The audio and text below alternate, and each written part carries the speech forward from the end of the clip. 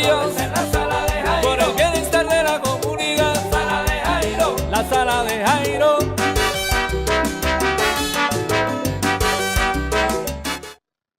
Este es un tema de interés para toda nuestra visita. Ya está aquí la doctora María Amelia Bueno, médica ayurvédica. Vamos a hablar hoy de la concentración plena. Esto tiene un nombre en inglés.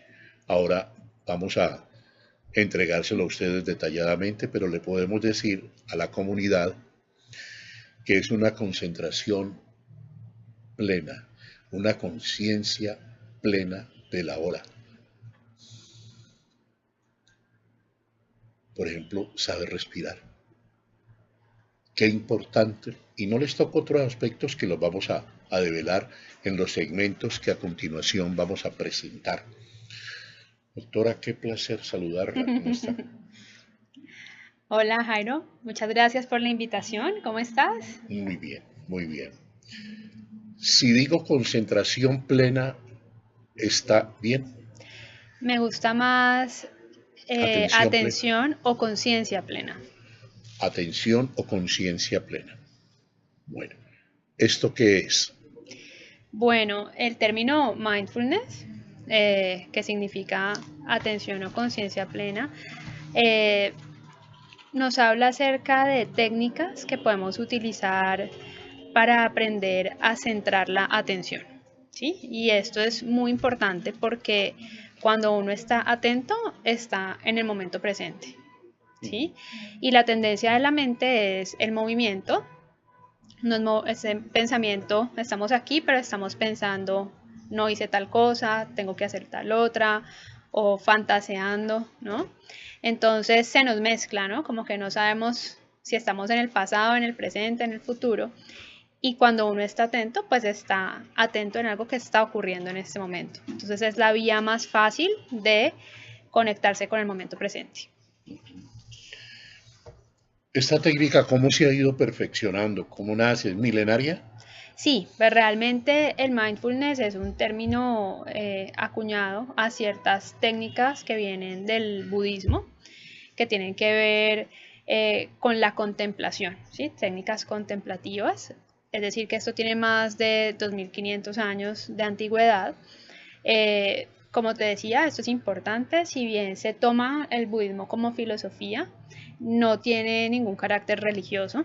Entonces, cuando uno va a India o a países orientales donde hay esta influencia del budismo, pues hay cursos de meditación generalmente larguitos, ¿sí? Al menos de 10 días o 20 días.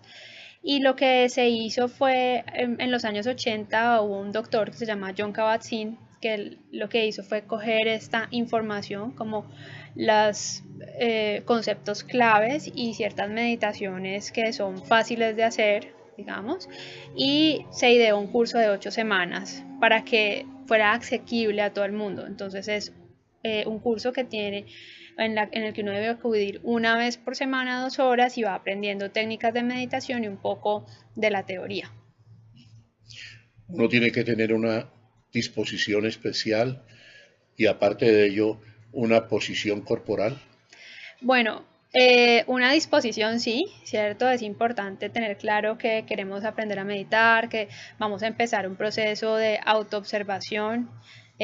Cuando uno medita, aparte de conectarse con el momento presente, suceden muchas cosas y mucho de lo que es importante aquí es que empezamos a observarnos y a reconocernos, ¿no? Entonces a veces no es tan fácil, ¿sí? Meditar no es relajarse necesariamente, muchas meditaciones son muy chéveres, pero en muchas meditaciones pues encontramos u observamos cosas acerca de nosotros mismos. Entonces es saber que no vamos necesariamente a relajarnos, sino a aprender a conocernos, ¿sí? Y pues iremos aprendiendo las posturas y pues iremos adaptando el cuerpo. Inicialmente no es tan fácil quedarse quieto 20 o 30 minutos, pero se utilizan técnicas de yoga y en la medida también en que uno va meditando, así como se flexibiliza la mente, también empieza uno a ver que el cuerpo se empieza a volver más flexible. Entonces, ¿el yoga es una aproximación? El yoga depende de cómo se haga, pero sí lo vemos como una forma de mindfulness en movimiento, ¿sí? Porque cuando tú haces yoga realmente no por hacer ejercicio y ya, sino cuando haces estos movimientos conscientes, pues te conectas con tu cuerpo y en lo que está sucediendo en el cuerpo en ese momento a momento. Entonces, la perspectiva del mindfulness y el yoga, cuando se hace yoga, no es tanto de volverse el más elástico, sino de tener atención de qué está pasando con el cuerpo y hacer los ajustes que el cuerpo te pide para sentirte bien. ¿Qué tipo de ajustes pide el cuerpo? Pues ahí vamos viendo, generalmente uno empieza, la mente dice, no, yo no puedo estar con la espalda recta, por ejemplo, por mucho tiempo, y entonces el cuerpo te va diciendo qué es lo que debes hacer para sentirte bien y acomodarte bien. Necesitas estar más alto, un cojín más alto, necesitas poner las piernas de una manera o de otra. Entonces empezamos a conectarnos con las sensaciones y a escuchar qué es lo que el cuerpo necesita. ¿Y uno cómo se percata de ese mensaje? De ese mensaje, simplemente observando las sensaciones. Entonces, el mindfulness, si uno observa, casi todas las técnicas de mindfulness son de conexión con el cuerpo. Entonces, por ejemplo, notar cómo se siente la respiración o notar cómo se siente estar en el cuerpo. Normalmente a uno le dicen, ¿usted qué siente? Y uno dice, pues yo no siento nada a menos que tenga dolor o molestia. Es decir, que la relación que tenemos con el cuerpo es un poco, digamos, negativa, ¿no? Sentimos el cuerpo cuando nos duele o nos molesta. Y cuando hacemos mindfulness lo que intentamos hacer es, bueno, lo más presente que tengo es este cuerpo. Entonces, adquirir la capacidad de percibir qué se siente en cada momento. Por ejemplo, mientras estamos acá sentados, qué puntos de apoyo hay, por ejemplo, o si hay un ventilador, en qué zonas está cayendo ese aire. Es decir, todo eso, sí. Es decir, es una relación diferente con el cuerpo y es mucho más agradable, ¿no? Que se siente estar presente, que se siente estar en este cuerpo. Doctora María Amelia, ¿usted siempre se sienta así? No, no necesariamente. No necesariamente, pero cuando va entonces a ser consciente o la atención de la hora, ¿cómo lo hace? Para eso no se necesita una postura específica, sino que mediante la meditación, por ejemplo, hay una meditación que se llama escaneo corporal. En la medida en que lo vamos haciendo, se va adquiriendo naturalmente esa capacidad de saber qué sensaciones hay en el cuerpo momento a momento. ¿Yo cómo estoy aquí en este momento? Tú me dirás, ¿qué sientes? ¿Qué partes del cuerpo sientes? Mi zona lumbar, Ajá. ¿Y qué sientes? dolorcillo. Ajá, hay dolor en la zona lumbar. ¿Y qué más? ¿Cómo sabes que Como estás con un sentado? peso, como con un peso aquí en los hombros. Ok. En un instante regresamos aquí a la sala de Jairo.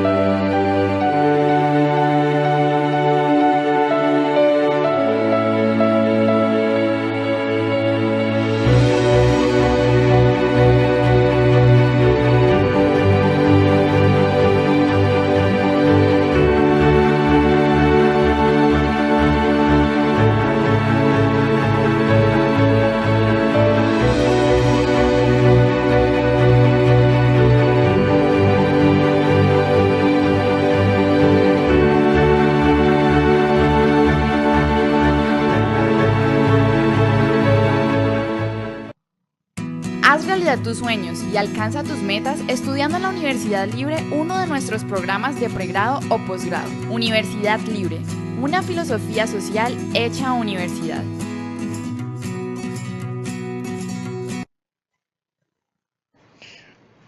Aquí estamos sentados, doctora. Usted me envió una información, unos tips. Y el segundo dice caminar conscientes. ¿Qué es caminar conscientes? Bueno, los monjes budistas Zen hacen una meditación que es caminar conscientemente. ¿Y esto de qué se trata? De cuando vamos caminando, intentar sentir qué se siente caminar, sobre todo poner la atención en las plantas de los pies y centrar la atención específicamente en las sensaciones que hay en las plantas de los pies en la medida en que vamos caminando. Cuando uno camina, pues apoya en la medida en que va haciendo el paso diferentes zonas del pie. Y básicamente es que así haya distractores como ruidos, emociones, pensamientos, intentar tanto como se puede dejar de lado estos distractores y centrar la atención en qué se siente caminar. Entonces es bien fácil, es una forma de activar la atención, de estar en el momento presente y que lo podamos hacer pues todos los días, porque así sea una cuadra, pero todos los días algo caminamos. Doctora, excúseme la pregunta, sí, cándida, por una candidez en este tema. Y la persona que tiene alguna deformación en los pies, si la persona tiene callos, si la persona tiene juanetes, si la persona tiene osteoporosis, por ejemplo, ¿qué pasa allí? Con la caminata, Sí. que se recomienda, es muy interesante porque lo otro que creo que es uno de los tips de más adelante, pero que voy a aprovechar para hablar en este momento, es que nosotros cuando hacemos mindfulness intentamos también activar la capacidad de observar sin juicios, ¿cierto? Entonces, como te decía, normalmente uno dice, pero es que me duele aquí, o este gordo no me gusta, y es consciente, es como muchas veces de las cosas negativas, porque la mente tiende a hacer juicios, algo es bueno o malo, lindo, feo. Y lo que se propone aquí es, bueno, si tienes callos o si tienes alguna molestia, si puedes caminar, puedes hacerlo de manera muy lenta. Entre más lento lo hagas, más consciente lo puedes hacer. Entonces, el hecho de tener conciencia en el movimiento hace que sea menos probable que te caigas, que te hagas daño. Y lo otro es que te permite también activar cómo se siente caminar aparte del dolor, ¿cierto? Porque uno a veces piensa, no, es que yo no camino porque me duele, pero si ponemos atención puede que necesariamente no duela todo el tiempo, o que si caminamos de manera consciente empecemos a darnos cuenta de que si ponemos el pie de esta manera u otra, o que si nos acomodamos de una u otra forma, podemos caminar de una mejor manera. Doctora María Amelia, hay uno en esta cultura y en esta sociedad de hoy inquieta, viviendo un mundo con una vorágine de cosas inmediatas, de un pensamiento aquí, de una acción allá. Entonces, ¿cómo puede llegar a quietarse tanto? Entonces, lo que estás diciendo es así, es muy interesante porque se ha descubierto que si uno está en estado de atención o conciencia plena, generalmente está inactivado esta tendencia mental del hacer, ¿cierto? Digamos que el modo en que nosotros normalmente vivimos es el modo hacer. Yo estoy aquí, pero estoy pensando qué tengo que hacer, qué hice o qué no hice, estoy haciendo evaluaciones, si hice esto, entonces estoy bien, si no lo hice, estoy mal. Vivimos en el hacer, que es bastante eficiente para muchas cosas, ¿no? Hay personas que a la vez que escriben un email están hablando por teléfono y están haciendo varias cosas al tiempo y les sirve para el trabajo, ¿listo? Y el hecho de estar fortaleciendo este hacer hace que el hacer también ocupe nuestro mundo interno, ¿sí? O nuestras relaciones, por ejemplo, personales, nuestra vida diaria, parte del trabajo. Entonces, por ejemplo, yo no estoy con alguien, sino que estoy con esa persona, pero estoy pensando en que más tarde tengo que hacer otra cosa, o lo que hacemos muchas veces, estoy con alguien, pero estoy haciendo aquí algo en el celular. Entonces, perdón, y eso es además mala educación. sí, claro que sí, de acuerdo, a mí también me parece, pero entonces se ha favorecido en nuestra cultura esto de que el multitasking o el hacer varias cosas al mismo tiempo es la forma como hay que vivir, y muchas veces pasa esto incluso en nuestro mundo interno. Perdón, ¿qué palabra me dijo, doctora? ¿Cómo? ¿Multitasking? Ajá. Multitarea, como esto de que casi que nos miden en cuántas cosas puede hacer al mismo tiempo, y como que esa es la forma correcta de vivir, ¿sí? Y no necesariamente está mal, es simplemente una forma como el cerebro puede funcionar, pero hay otra forma en la que el cerebro puede funcionar, y es en el ser o en el estar. Es decir, yo puedo estar acá y no estar pensando en nada, sino poder simplemente estar acá escuchando lo que me estás diciendo, ¿sí? Entonces, esa es una capacidad que todos tenemos, pero que hemos olvidado por la vida que llevamos. Y entonces nos cuesta incluso estar quietos o estar con nosotros mismos, ¿no? Entonces, lo que dicen es, si uno está en el hacer, no está en el ser, ¿sí? Entonces, estamos activando o recordándole al cerebro que hay esta otra forma de relacionarse con la existencia, que yo puedo estar aquí sin necesidad de estar haciendo algo o pensando en qué voy a hacer, sino que puedo estar aquí y sentirme bien estando aquí quietica, ¿ya? Pero eso es algo que si bien todos tenemos, como lo hemos olvidado, es como si tú hace mucho rato no ejercitas un músculo, ¿no? Entonces se ha perdido esa capacidad de moverse entre un estado y el otro, y lo que se hace cuando se medita es fortalecer esa capacidad del, ¿cómo se dice? Me gusta más la palabra en inglés porque be significa ser y estar al mismo tiempo, ¿no? O sea, estoy aquí y eso es lo que yo soy en este momento. Entonces son conceptos que a veces a uno le suenan como un poquito raro porque estamos tan acostumbrados al hacer que pensar en que uno se va a quedar quieto 30 minutos pues le parece un suplicio, pero es encontrar la belleza en eso, ¿no? En que si yo, por ejemplo, estoy lavando los platos, en cambio de estar pensando o haciendo juicio acerca de qué pereza lavar los platos o ay, yo tengo que hacer otra cosa, pues qué tal si me permito sentir que se siente lavar los platos, ¿realmente es tan desagradable o es una idea de mi mente que me hace pensar que es desagradable, pero puede ser una actividad interesante, ¿no? De todas maneras, entonces es bueno que el cerebro solo esté concentrado en una sola cosa y esa cosa es el presente.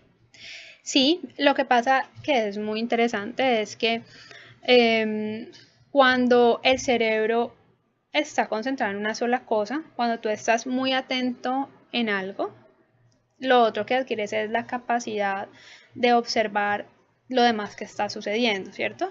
Si yo estoy muy atenta aquí, pues estoy hablando, pero también puedo escuchar que hay unos ruidos, ¿sí? Afuera, en el edificio, o puedo observar que hay algunos pensamientos que se están atravesando o que se me está durmiendo una pierna. Es decir, cuando uno está atento, puede estar atento a algo, pero consciente de todo lo que está sucediendo.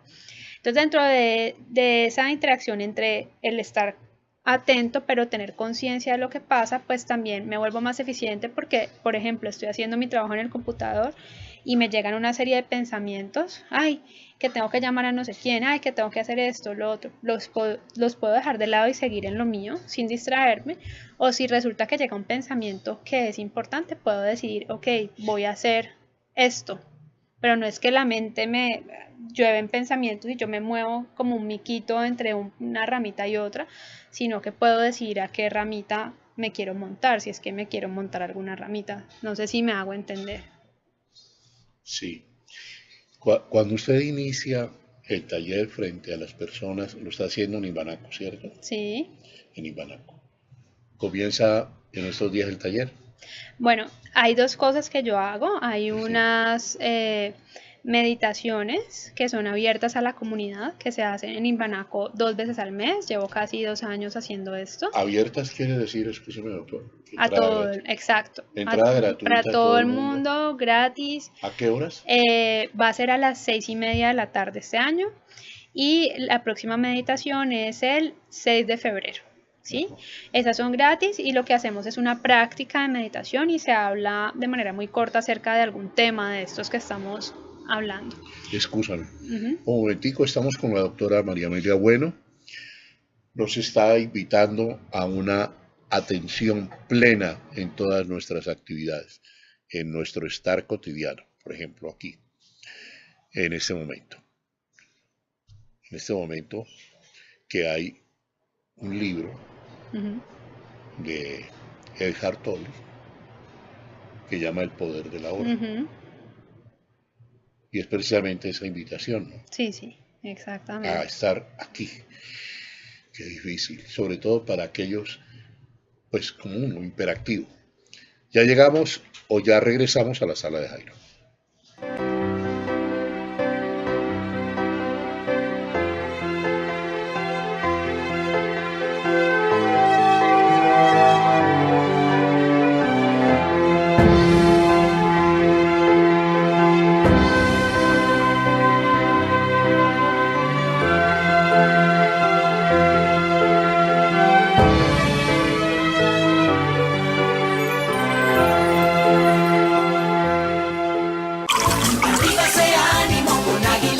Tomémonos un tinto, seamos amigos. Café Águila Roja, calidad certificada.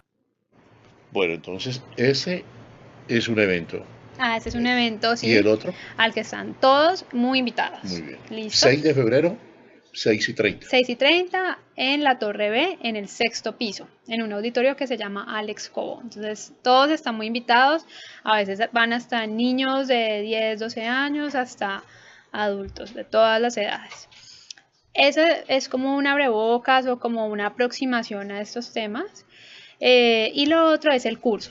Entonces, el curso que yo hago se llama Terapia Cognitiva Basada en Mindfulness, que es mindfulness, es decir, aprender a meditar, pero se toman ciertas herramientas de la terapia cognitiva para ayudar a que esto que tú encuentras mediante la meditación quede como anclado o te quede con mayor claridad ese aprendizaje, ¿ya?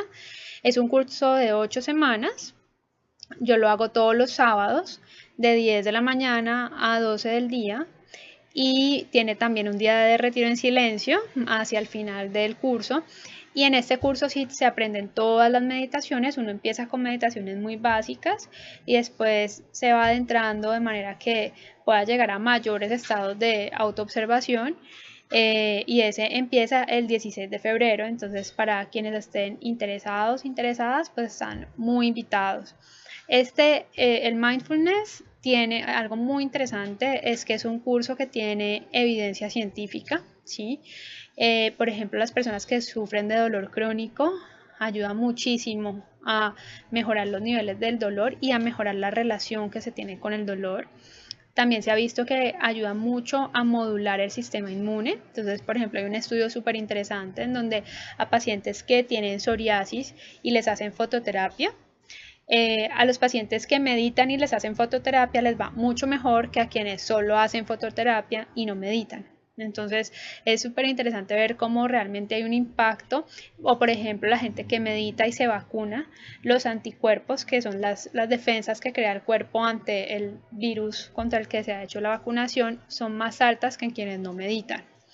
Y también este curso específicamente es muy bueno para personas que han tenido ansiedad o depresión y que han tenido recaídas. De hecho, este curso se diseñó muy específicamente para personas que han tenido depresión, porque realmente la depresión y la ansiedad son en este momento un problema de salud pública en todos los países, es impresionante. Y entonces pues muchas veces los antidepresivos o no sirven o tienen demasiados efectos adversos los medicamentos que se dan. Entonces, y entre más recaídas haya tenido una persona, es más difícil que le haga efecto el medicamento. Entonces necesitaban diseñar algo que tuviera un mejor impacto y por eso se hizo este curso. Doctora, es como soportar tener una capacidad para el umbral del dolor. Sí, porque, a ver, hay una cuestión que dicen los budistas que me parece muy interesante, es que el sufrimiento es inevitable. Todo el hecho de ser humanos, pues algo nos va a doler, nos vamos a pegar en el dedo chiquito del pie, nos va a dar una gripa, vamos a terminar una relación. Bueno, es inevitable el sufrimiento, pero lo que sucede es que nosotros, aparte del sufrimiento, hay lo que se llama el sufrimiento por el sufrimiento. Entonces, por ejemplo, que a mí me echaron del trabajo, pues hay sufrimiento porque me echaron del trabajo, pero lo que más hace sufrir generalmente son los pensamientos asociados a ese suceso. Entonces, por ejemplo, que si a mí me echan, yo pienso, no sé, nunca me van a volver a contratar, soy una inútil, soy mala. Y el hecho de que lleguen todos estos pensamientos y yo no pueda discernir el hecho, o sea, no sepa que los pensamientos solo son pensamientos, sino que me los crea. Si yo creo todos estos pensamientos como ciertos, entonces voy a sufrir mucho más. Entonces a veces uno sufre más por los pensamientos que llegan que por el hecho en sí mismo. Entonces esto pasa con el dolor. Hay dolor, pero muchas veces lo que más nos genera dolor es el saber que todo el día tengo este dolor, que este dolor me incapacita, todos los pensamientos y las emociones que están asociados. Y con la meditación, si bien puede estar el dolor, logramos lo que se dice como tener una relación diferente o no identificarnos con el dolor, y eso hace que la vivencia de ese dolor sea totalmente diferente. Importante, ¿ah? Es muy interesante. Pero mucho, mucho, y lo estoy sintiendo porque, bueno, yo comento en este momento que alguna vez tuve una situación depresiva, Ujú. ¿sí? Y pues eso es muy fuerte, Es muy fuerte. es muy duro. Y constatar otra vez que usted me dice es prácticamente un problema de salud pública en el mundo. Y seguramente que es por todas las circunstancias que manejamos también, ¿no es cierto? Que nos podemos deprimir. Sí, O por claro. todo lo que nos puede pasar. De hecho, yo llegué a la Ayurveda, yo estudié pues medicina y después me fui a la India a estudiar Ayurveda porque yo también tuve un episodio depresivo en la universidad y eso fue rarísimo porque fue de un momento para otro y siempre tenía como ese miedo de volverme a deprimir, ¿no? O sea, decía, no sé si te pasa lo mismo, como que uno nunca más quiere pasar por algo así, No, es no, terrible. jamás. Y después Jamás. entonces como que yo sentía que a veces me empezaba, como que vivía con ese miedo de deprimirme nuevamente Ajá. y decidí como estudiar algo diferente y saber cuál es la percepción de la realidad que hay en otras culturas. Y cuando yo hice mi primer curso de meditación, que fueron 10 días en silencio, es un curso que se llama Vipassana, que de hecho es gratis y lo hacen en Colombia por si quieren buscar. Cuando yo salí, sabía que nunca más me iba a deprimir. No te sé explicar exactamente qué pasa en la mente, pero fue como que con la meditación adquirí la capacidad de saber, sí, puede que uno sufra mucho y pasen cosas muy difíciles, Ujú. pero sabía que no me iba a volver a deprimir y por eso fue que empezó a agrandarse este interés en la meditación.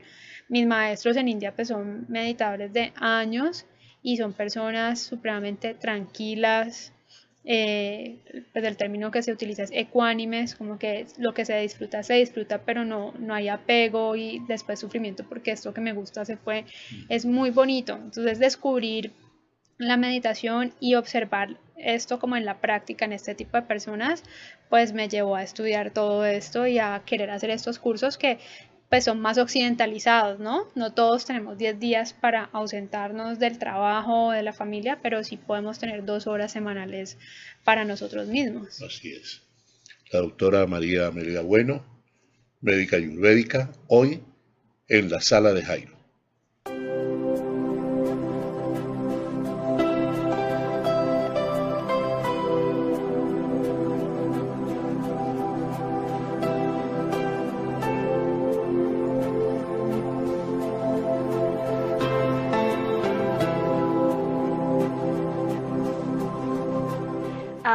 Hola, yo soy Hoa de Vietnam. En mi país es un gran exportador de arroz del mundo, pero en Colombia me gusta mucho orisa porque esta es muy rico.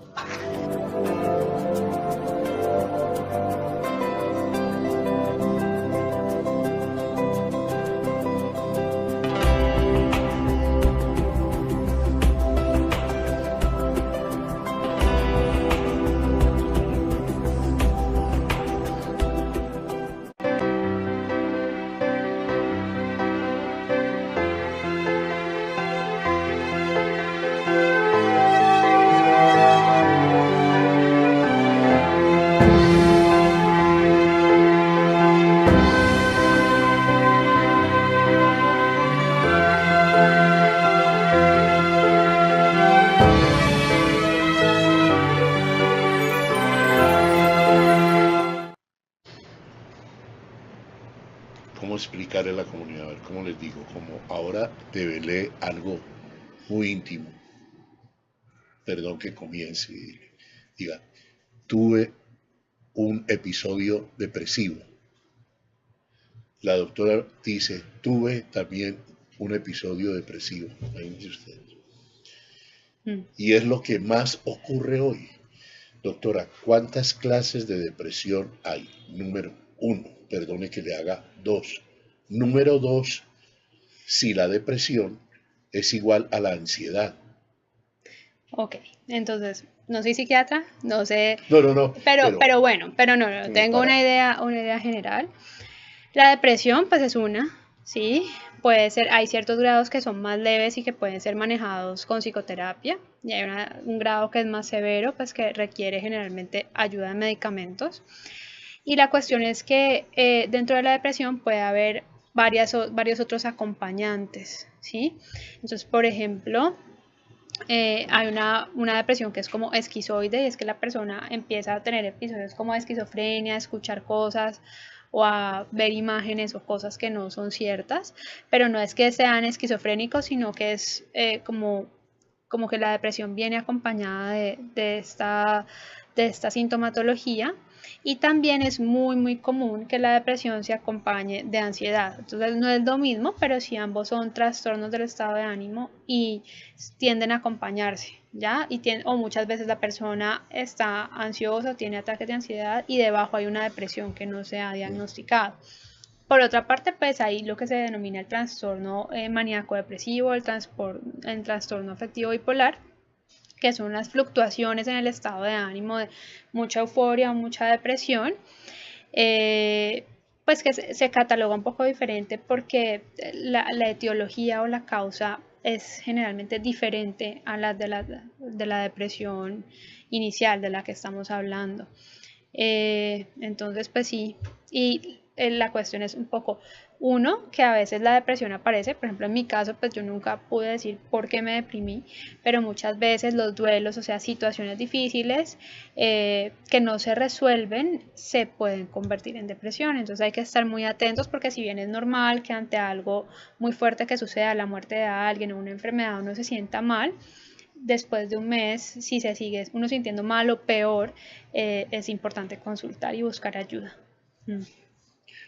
Doctora, excúseme que le haga esta pregunta, pues sí, es otro terreno, pero como estoy tocado, entonces sí, yo vivo pensando eso, pero no frecuentemente. Uy, ¿qué tal que me llegue a dar otra depresión? Porque yo nunca dije, doctora, o sea, nunca me rondó la idea de suicidarme, no, pero sí un desánimo a decir, no, como que no quiero vivir, pero no de suicidarme. Pero el profesional que me trata, lo digo, el doctor César González es mi psiquiatra. Entonces, César González ama la meditación, está muy interesado en este tema. Hemos hablado mucho al respecto. ay, qué bueno, Sí. qué bueno. Ajá. Gran profesional, ¿no? Sí. Gran tipo. Sí. Excelente profesional. Saludos, doctor César. Me dijo que la depresión podía volver a pasar, a suceder. Entonces, ese monstruo es terrible que uno sepa que puede ocurrir. Sí, claro que sí. Lo que dices es cierto, uno puede estar deprimido sin necesidad de querer suicidarse, pero pues está la sensación de desánimo que empieza esta ideación y muchas veces pues se puede hacer efectiva, ¿no? Entonces antes de que a uno le den ganas de suicidarse o que ya empiece la planeación de cómo me voy a suicidar, pues hay que consultar. ¿Qué se ha visto específicamente con los pacientes que han tenido depresión? Parece ser que cuando uno ha tenido depresión y entre más depresiones ha tenido, sucede algo así como que ante cualquier cosita que genere tristeza o genere alguna emoción pues negativa, no sé, nostalgia o miedo, se activan una serie de pensamientos automáticos, ¿sí? Que es un poco lo que tú estás diciendo. Puede ser que uno se sintió triste y empieza la mente, no, me voy a deprimir, me va a ir mal, es que a mí nadie me quiere. Empiezan a llegar una serie de pensamientos. Entonces se ha visto que es algo así como si uno, cuando tiene una emoción, abriera una carpeta donde están guardados un poco de pensamientos que uno tiene ahí acumulados alrededor de esa emoción y se descargaran. Por eso es que muchas veces uno, por ejemplo, le da rabia o le da tristeza por algo específico y después empieza a pensar en otras cosas que no tienen que ver con este episodio, pero que la mente relaciona. Entonces, parece que en las personas, entre más veces se hayan deprimido, más fácil es abrir esa carpeta donde están todos estos pensamientos negativos y, como te decía, El gran problema no es que esos pensamientos estén y se descarguen, el gran problema es que para la mente lo que uno piensa es verdad. Le cuesta mucho diferenciar entre, digamos, lo que en realidad está pasando y los pensamientos, y el hecho de creer que esos pensamientos son verdad es lo que entonces se vuelve como una oleada gigante y puede activar la depresión. La doctora María Amelia Bueno, hoy en la sala de Jairo.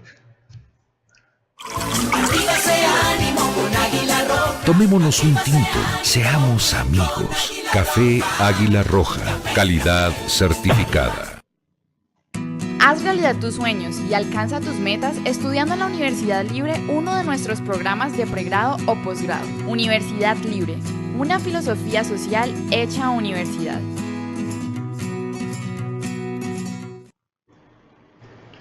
Bueno, doctora, ¿cómo es el retiro del silencio? Esto.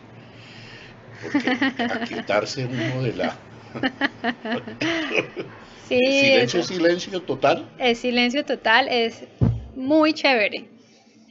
Y ahí es donde uno ve cómo la mente trae tantas ideas que nos creemos, y esas ideas que a veces nos creemos nos hacen tomar acciones que no son las mejores. Es muy interesante porque cuando la gente empieza el retiro a las 9 de la mañana, 8:30 de la mañana, están todos así. Están súper estresados todos, y hay varios que me dicen, no, yo no voy a poder, o incluso el día antes a veces cancelan. O sea, a la mente no le gusta el silencio, ¿no?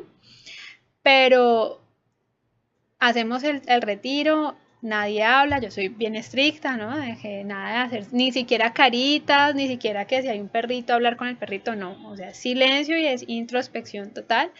Y el 100% de las personas sale feliz y pidiendo que ojalá se hicieran más retiros en silencio o durara más. ¿Cómo la ves? ¿Y en qué lugar los hace? Bueno, lo hago generalmente en la vía a Cristo Rey. Se me olvida en este momento el nombre del sitio, que mi amigo, si me está viendo, me va a regañar. Pero bueno, en una casa que es muy linda, que es para retiros, en la vía Cristo Rey. ¿No será donde lo perita? No. Pero bueno. Bueno, pero allá. Allá, entonces es un sitio que ¿Y es uno específico. se queda allá a la noche? No, es todo el día, hasta las 5:30 de la tarde. Ajá. Y es muy, muy bonito, se lo recomiendo. Siempre que pueda uno tomarse un día en silencio. ¿Y esta es como la clausura de los talleres que usted hace? No es la clausura, lo hacemos hacia la semana 6. Eso ayuda como a que queden claros muchos de los conceptos que se han ido desarrollando. Y luego de eso hacemos otras clases que hablan un poco más acerca de la bondad y la compasión, que es otro tema muy interesante que tiene que ver con mindfulness. La bondad y la compasión. Sí. ¿Bondad es igual a generosidad? Bondad puede ser igual a generosidad, pero más allá de dar algo es de corazón desear el bien para el otro. Entonces puede ser solo de corazón, o de corazón y palabra, o de corazón y acción, ¿sí? Y la compasión es entender el sufrimiento como algo humano, y de corazón también querer hacer algo para aliviar ese sufrimiento, que también puede ser de palabra, obra, o desde el corazón solamente, si es que no se puede hacer más. Doctora María Amelia, ¿y por qué a nosotros nos duele tanto decir que nos pueda tener compasión? A veces decimos, inclusive, no, usted a mí no me tenga compasión. Sí, yo creo que está mal entendido. Yo creo que está mal entendida la palabra, ¿no? Se asocia como con pesar, y la diferencia entre el pesar y la compasión es que el pesar es, de alguna manera, pensar que yo estoy mejor o yo soy mejor, genera una relación como vertical, ¿no? O sea, yo estoy mejor y este pobrecito pues tan bobito o tan, no sé, harapiento, lo que sea que piense uno, mientras que la compasión es de igual a igual, ¿no? Es entender que el sufrimiento es lo que estamos diciendo, ¿no? Saber que así como tú tuviste depresión, pues cualquier otra persona puede tener depresión, y que estamos de igual a igual. Y entonces desde ese saber que es algo humano, intentar hacer algo para aliviar ese sufrimiento. Doctora, muchísimas gracias. Con muchísimo por haber gusto. estado Muchas aquí. gracias a ti por la invitación.